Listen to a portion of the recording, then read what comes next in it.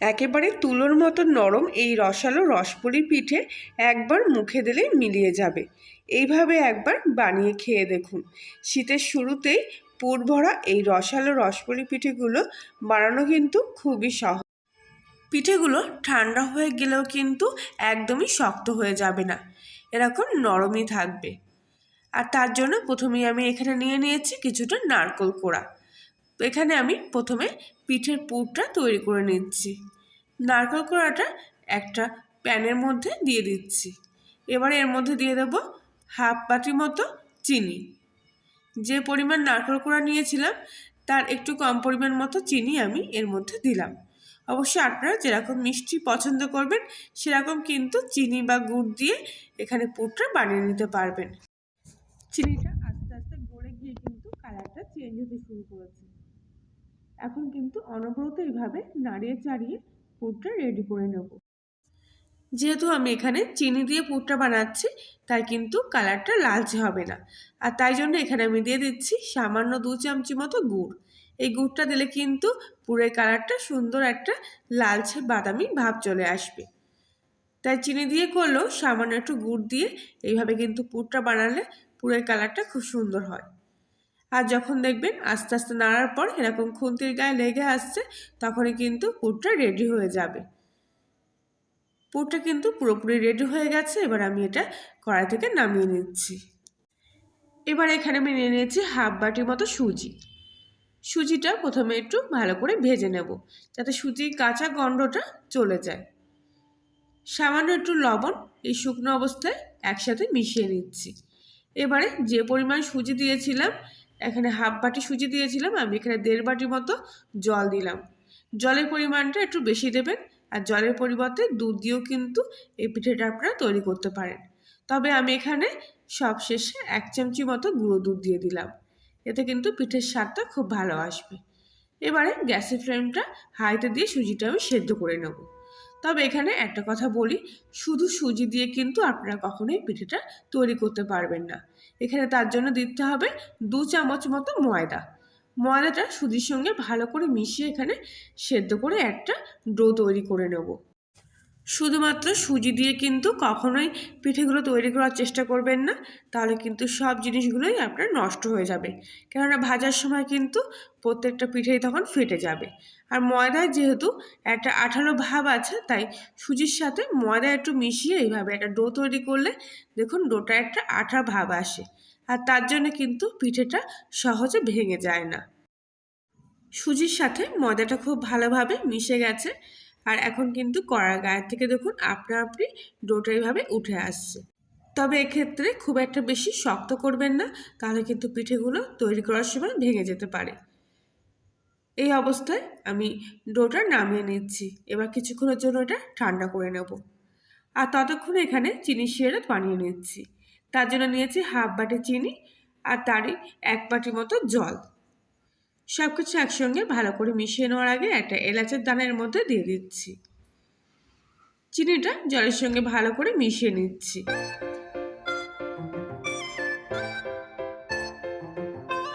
চিনিটা কিন্তু জলের সাথে ভালো করে মিশে গিয়ে ফুটতে শুরু করেছে। আর এক্ষেত্রে কিন্তু খুব একটা আঠালো শিরা তৈরি করতে হবে না। মোটামুটি 2 আঙুলের মাঝখানে রেখে একটু চটপটে ভাব আসলেই কিন্তু শিরাটা এখানে রেডি হয়ে যাবে। এমনিতেও ঠান্ডা হয়ে গেলে কিন্তু তৈরি করা শিরাটা আরও ঘন হয়ে যাবে। এবার আমি গ্যাসটা অফ করে দিচ্ছি আর চিনির শিরাটা নামিয়ে নিচ্ছি। আগে থেকে যে সুজির ডোটা তৈরি করে রেখেছিলাম সেটা এবার ভালো করে হাত দিয়ে এইভাবে মেখে নিচ্ছি। অবশ্যই কিন্তু এই হাত দিয়ে এইভাবে মেখে নেবেন সুজিটা, তাহলে কিন্তু পিঠেগুলো খুব সুন্দর তৈরি হবে।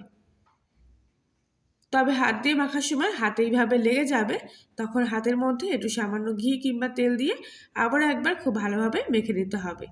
আর মাখতে মাখতে দেখবেন আস্তে আস্তে হাতের থেকে সব কিছু উঠে একেবারে পরিষ্কার হয়ে যাচ্ছে, আর হাতেও কিন্তু আর লাগছে না। এরকম ডোটা কিন্তু একটা মসৃণ তেলালো ভাব চলে আসবে ঘি কিংবা তেল দিয়ে মাখার ফলে। এবারে এর থেকে সামান্য অল্প একটু অংশ নিয়ে এখানে আমি পুরিগুলো তৈরি করে নেব। প্রথমে হাতের মাঝখানে রেখে একটা বল তৈরি করে নিচ্ছি। আর এরপর এখানে একটা লেচি বানিয়ে নিচ্ছি। তবে লেচিটা খুব একটা বেশি পাতলা করবেন না, যেহেতু সুজি দিয়ে তৈরি, তাই একটু মোটা রেখে মাঝখানে আগে থেকে তৈরি করে রাখা নারকেলের পুরটা এর মধ্যে দিয়ে দিলাম। পুরটা একটু বেশি করেই দিলাম, এতে কিন্তু পিঠেগুলো খেতে খুব ভালো লাগবে। এবারে দুদিক থেকে মুখটা এইভাবে সিল করে দিচ্ছি। মধ্যিখানটা যেখানে জয়েন্টের জায়গা, সেটা কিন্তু হাত দিয়ে খুব ভালোভাবে চেপে দেব, যাতে ভাজার সময় এগুলো ভেঙে না যায়। পুরিগুলো কিন্তু একেবারেই আমার তৈরি হয়ে গেছে। এবারে একটা প্লেটে কিছুটা ময়দা ছড়িয়ে নিয়ে এর উপরে আমি একে একে পুরিগুলো রেখে দিচ্ছি। প্লেটের মধ্যে কিছুটা ময়দা এইভাবে ছড়িয়ে নিলে পরে পুরিগুলো কিন্তু আর প্লেটের গায়ে লেগে যাবে না। প্রত্যেকটা পুরি আমি ঠিক একইভাবে তৈরি করে নেব।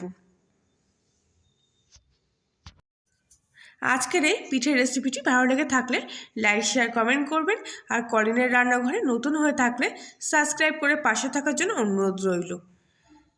পুরিগুলো তৈরি করা হয়ে গেলে একটা প্যানের মধ্যে এবার আমি কিছুটা তেল গরম করে নিলাম, আর একে একে পুরিগুলো এবার ভেজে নেব।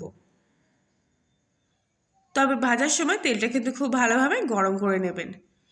এবারে ভেজে রাখা পুরিগুলো এক পিঠ উল্টে দিচ্ছি অপর পিঠটা ভাজা হওয়ার জন্য। প্রথম অবস্থায় কিন্তু খুবই হালকা হাতে এগুলো উল্টাতে হবে। তারপর যে দেখবেন দু পিঠ একটু শক্ত হয়ে গেছে, তখন কিন্তু আর উল্টাতে অসুবিধা হবে না। তবে যেহেতু খুবই নরম থাকে এই অবস্থায়, তাই খুব সাবধানে এগুলো উল্টো পাল্টে ভেজে নিতে হবে। এরকম লাল করে করে কিন্তু ঘুরিয়ে ফিরিয়ে পুরিগুলো ভেজে নিচ্ছি। অবশ্যই এখানে আমি কম তেলে ভাজছি। আপনারা যদি পুরো একদম ছাঁকা তেলে ভাজেন তাহলে কিন্তু একদমই অসুবিধা হবে না এই পুরিগুলো ভাজতে।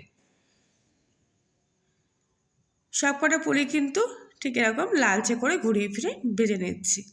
এই পুরিটা এখনও কাঁচা আছে, তাই এখন উল্টাচ্ছি না। খুব ভালোভাবে এক পিঠ ভাজা হয়ে গেলে তারপরে এক এক করে পুরিগুলো আমি একটা ছাঁকনির মধ্যে তুলে নিচ্ছি।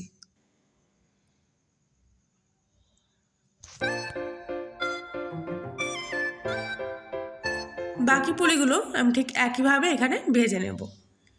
এবারে যে চিনি শিরা তৈরি করে রেখেছিলাম সেটা আবারও একটু ভালো করে ফুটিয়ে নিচ্ছি। আগে থেকে ভেজে রাখা পুরিগুলো চিনি শিরার মধ্যে দিয়ে দিলাম।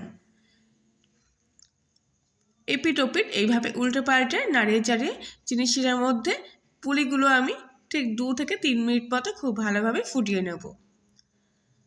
এর ফলে ভিতরে কিন্তু পুরোপুরি রসটা ঢুকে যাবে আর পিঠেগুলো খুবই নরম তৈরি হবে।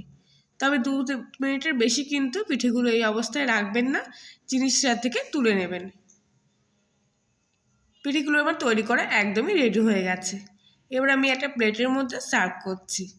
আর দেখুন কত সুন্দর দেখতে হয়েছে এই সুজির রসালো নরম তুলতুলে পিঠেগুলো। এই নরম তুলতুলে পিঠেগুলো দেখতে যেরকম, খেতেও কিন্তু ঠিক ততটাই সুন্দর। আর দেখুন কতটা রসে পরিপূর্ণ। হাত দিয়ে একটা ভেঙে দেখাচ্ছে, দেখুন কতটা নরম হয়েছে। আর আমাকে নিশ্চয়ই মুখে বলতে হবে না, আপনারা দেখেই বুঝতে পারছেন যে পিঠেগুলো কতটা নরম তৈরি হয়েছে। মুখে দিলেই কিন্তু একেবারে মিলিয়ে যাবে। কয়েকদিন ধরে রেখেও কিন্তু এই পিঠেগুলো আপনারা খেতে পারবেন, কেননা ঠান্ডা হওয়ার পর কিন্তু পিঠেগুলো একদমই শক্ত হয়ে যায় না। আর আজকের রেসিপি তাহলে এখানে, আবার দেখা হচ্ছে অন্য একদিন। ততক্ষণ সবাই ভালো থাকবেন।